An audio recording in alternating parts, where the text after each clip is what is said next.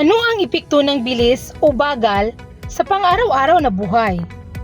May kwento ako. Isang araw, nagmamadali ako magluto kasi gutom na ako. Alam niyo kung anong nangyari? Ayun! Sunog yung pagkain sa pagmamadali ko.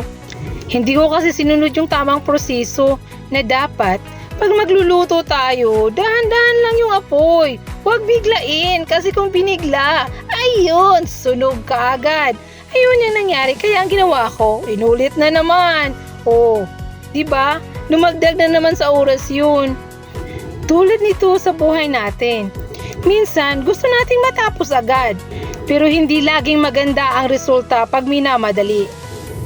Kaya sa susunod, pag-isipan natin, mas importante ba ang bilis o ang kalidad ng resulta?